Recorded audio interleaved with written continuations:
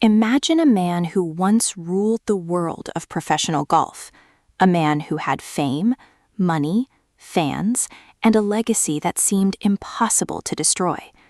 Now imagine that same man years later, driving a giant silver bus through traffic like he owns the entire road, wearing a ridiculous visor, a sleeveless purple shirt that clearly belongs in the women's section, and behaving as if the entire world is still waiting for his comeback. This is Lonnie Hawkins, but the world knows him by another name, the Hawk. And according to the legend, he was once the greatest golfer alive. But now, he is nearly 60 years old. His career is collapsing, his marriage is finished, his son barely wants anything to do with him, and the golf world has already moved on. But Lonnie Hawkins refuses to accept one simple fact. The Hawk is no longer the greatest, and that refusal is about to create one of the strangest comebacks in sports history. The movie begins at a golf tournament on the Korn Ferry Tour. This is not the glamorous PGA Tour. This is where young players fight for their future, and older players desperately try to reclaim the past. Lonnie Hawkins is supposed to be there, but he is nowhere near the golf course. Instead, he is racing toward the tournament in his enormous tour bus. Behind the wheel is his longtime caddy and closest friend, Old Henry. Lonnie starts giving Henry signals. Left, right, faster, then faster than that. The bus tears through traffic. Cars crash, drivers panic, and Lonnie acts as if the only thing that matters is getting to the first tee. Because to Lonnie Hawkins, golf is not just a sport, it is his entire identity. When he finally reaches the course, he storms onto the green like a rock star arriving at a concert. And somehow, he actually plays well. Lonnie is wild, unpredictable, completely impossible to control. But there is still something magical about him. He dances, he celebrates, he talks to his golf ball as if it were a romantic partner. And every time he swings, the crowd watches. Because even after all these years, there is still a small part of the old Hawk left inside him. But then, during the tournament, everything suddenly changes. Old Henry collapses. At first, Lonnie barely understands what is happening. His caddy is on the ground. The crowd is watching, and Lonnie is still thinking about the tournament. Then the truth arrives. Old Henry is dead. The man who had been beside Lonnie for years, the man who helped him through the greatest moments of his career, is gone. But Lonnie Hawkins is not exactly known for handling tragedy normally. Even while riding in the ambulance with Henry's body, Lonnie starts taking things from his dead friend. His watch, his belongings, anything he believes Henry no longer needs. The EMT is horrified. Lonnie, meanwhile, is more annoyed that Henry chose the middle of a golf tournament to die. And this moment tells us everything about Lonnie. He is selfish, he is arrogant, he is completely ridiculous. But somehow, there is still something fascinating about him. Because beneath all the ego, there may still be a man who is terrified of losing the only thing he has ever been good at: golf.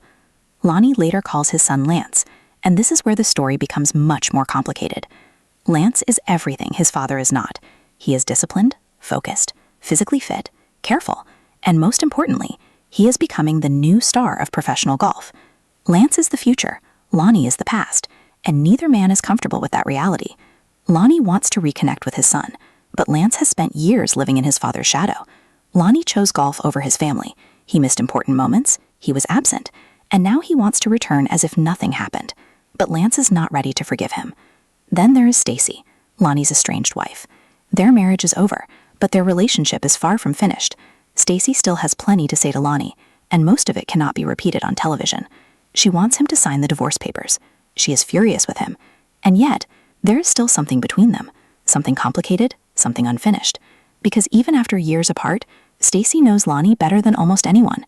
Meanwhile, Lonnie decides to visit Lance. But instead of staying somewhere normal, he parks his enormous bus in a Walmart parking lot. And there he meets Sam. Sam is not a professional golf caddy. She barely understands the sport. But she has something Lonnie desperately needs: a completely unfiltered personality. Sam does not worship Lonnie. She does not care about his reputation. And she certainly does not treat him like a legend. She simply tells him what she thinks. And that makes her incredibly important, because for the first time in years, Lonnie may have met someone who can actually keep up with him. But before their partnership can truly begin, Lonnie has to face the biggest problem in his life: his own son. Lance tells him the truth. The old Hawk is gone.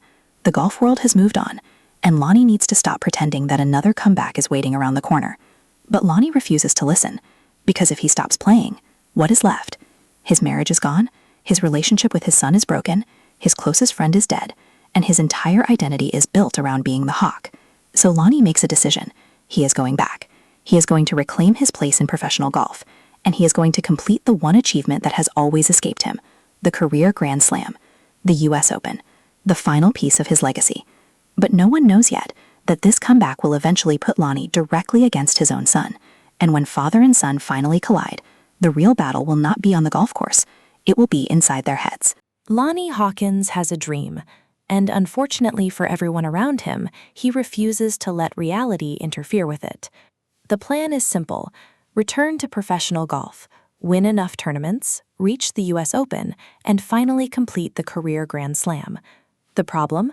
Lonnie is almost 60, his body is breaking down, his career has been fading for years, and his own son is now one of the biggest stars in the sport.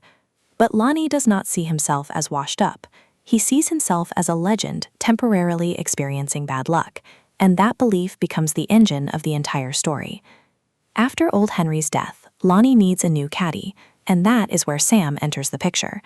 Sam knows almost nothing about golf. She does not understand the strategy, she does not know the technical language, and she certainly does not know why Lonnie keeps talking to his golf balls. But she understands Lonnie.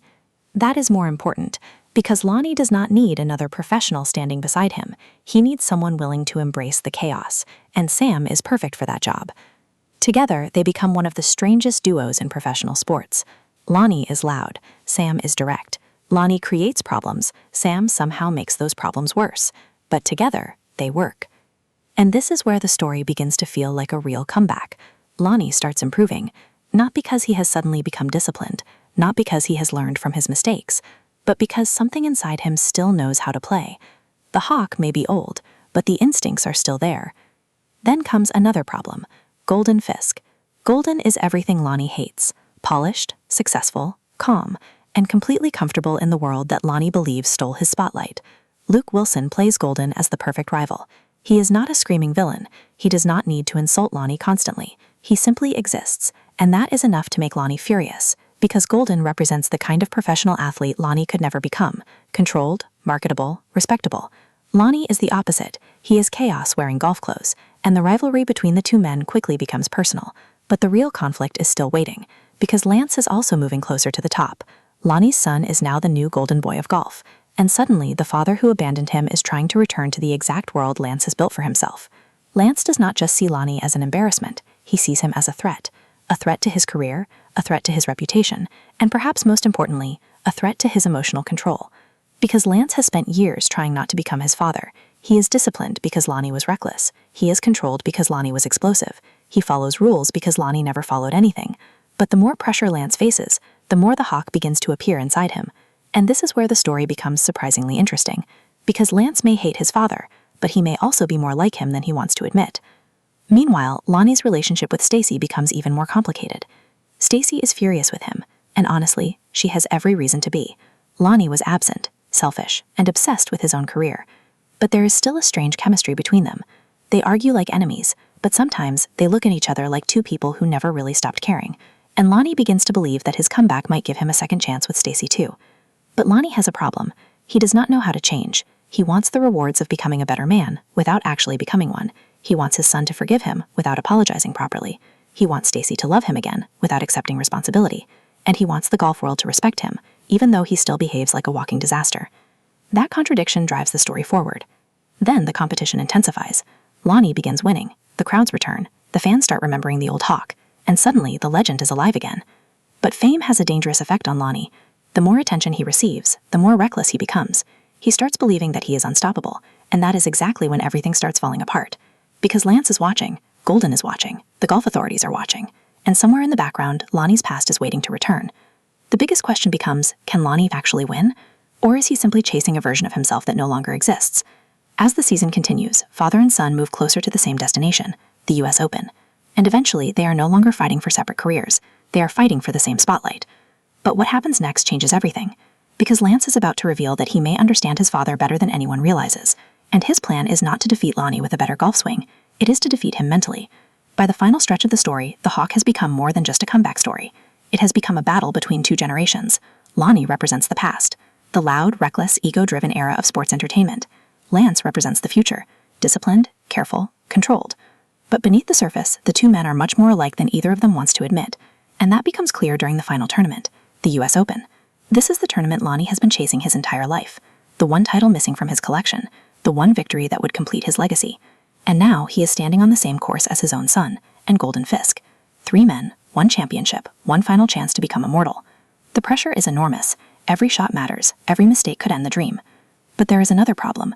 Lance suddenly reveals that he is in serious danger.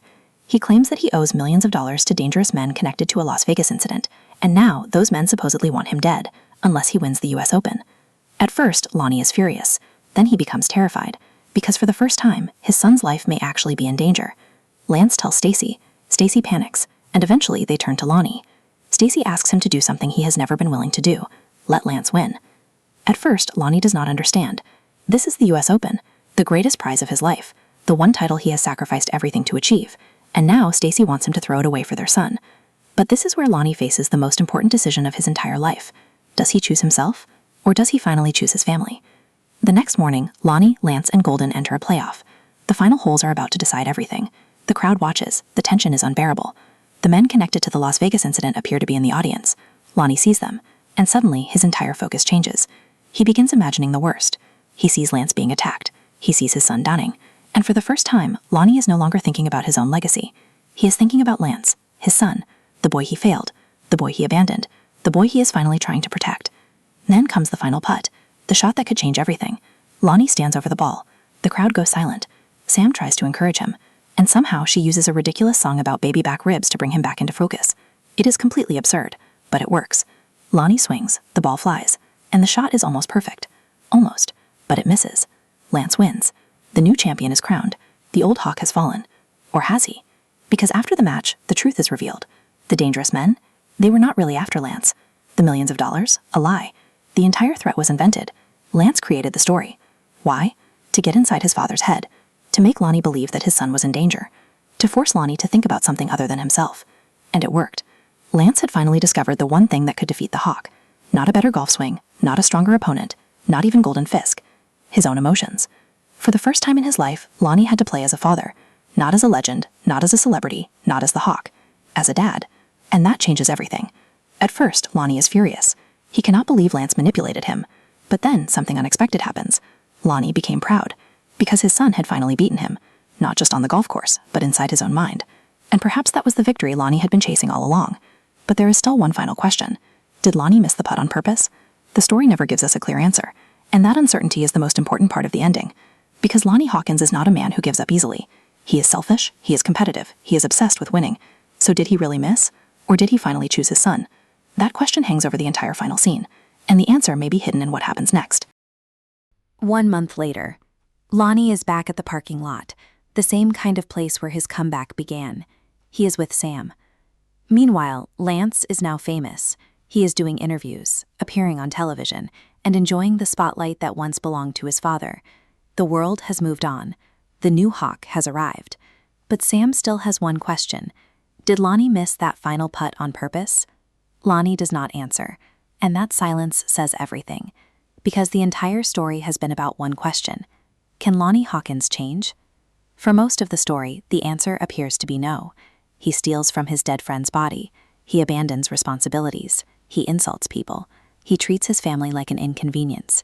He wants everyone to forgive him, but rarely wants to admit that he is wrong. And yet, at the final moment, something changes. When Lonnie believes Lance is in danger, he stops thinking about himself. He stops thinking about the championship. He stops thinking about his legacy. He thinks about his son. And that may be the first truly selfless thing he has done in years. So perhaps Lonnie did miss the putt. Perhaps he finally understood that winning the US Open would not fix his life. It would not repair his marriage. It would not erase his absence as a father. It would not bring old Henry back. And it would not make Lance love him. But maybe losing gave him something more important. A chance to finally become part of his son's life. The Hawk is ultimately a story about a man chasing the past. Lonnie wants to return to the version of himself that once mattered. The champion, the celebrity, the legend. But the more he tries to become that man again, the more he destroys everything around him. The real victory is not winning the championship. The real victory is realizing that his old life is gone, and perhaps that is okay. Lonnie does not need to become the greatest golfer in the world again. He needs to become something he has never really been before. A father, a husband who understands what he lost, and a man capable of caring about something bigger than himself. Of course, this is still a Will Ferrell comedy, so the story never becomes completely serious. There are outrageous outfits, ridiculous arguments, strange golf rituals, chaotic friendships, and enough absurd behavior to remind us that Lonnie Hawkins will probably never become a normal person. But maybe that is the point. Lonnie does not need to stop being the Hawk. He simply needs to learn when to put the ego aside. And that is why the final missed putt matters. Because whether Lonnie missed intentionally or not, for the first time, he was no longer playing only for himself. And perhaps that is the closest thing to redemption this man can achieve. The Hawk is not a perfect comeback story. It is messy, crude, sometimes ridiculous, sometimes surprisingly emotional. But underneath all the wild golf shots and outrageous behavior, it is about a man who spent his entire life trying to prove that he was still important, only to discover that the people he ignored along the way were more important than any trophy. Lonnie wanted one final championship, but what he really needed was a second chance with his family. And in the end, he may have lost the biggest golf tournament of his life, but he might have finally won something much more valuable: the chance to be there for his son, the chance to stop running from the past, and the chance to discover who he is when he is no longer standing on top of the leaderboard. So, what did you think of the Hawk? Was Lonnie's final miss intentional, or did he genuinely choke under pressure?